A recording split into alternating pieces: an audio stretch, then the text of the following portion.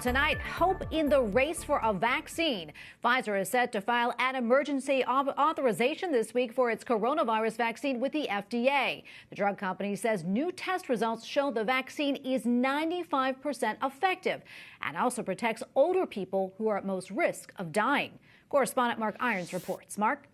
Tracy, this announcement comes just a week after Pfizer revealed preliminary results that were positive, and they will ask U.S. regulators for emergency use this Friday.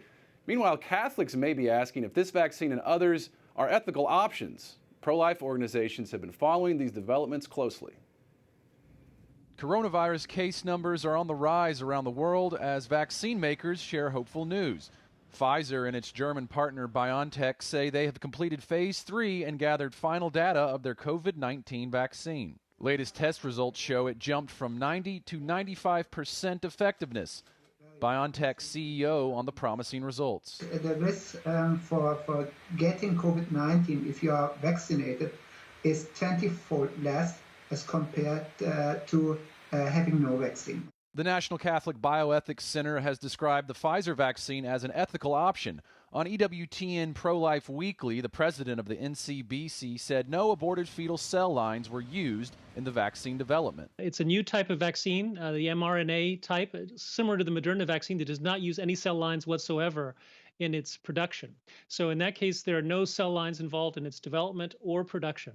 The vaccine developed by Moderna is also showing high rates of success, reducing the risk of COVID-19 infection by almost 95%.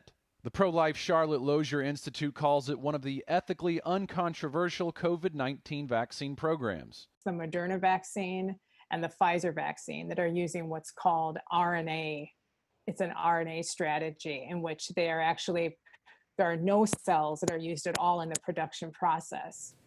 The stamp of approval comes as a Catholic bishop has called the Moderna vaccine into question. Texas Bishop Joseph Strickland says the vaccine is, quote, not morally produced. But Tracy, both of those pro-life bioethics organizations we spoke to said that is not the case. Tracy? Okay, thank you so much, Mark. Correspondent Mark Irons reporting for us tonight.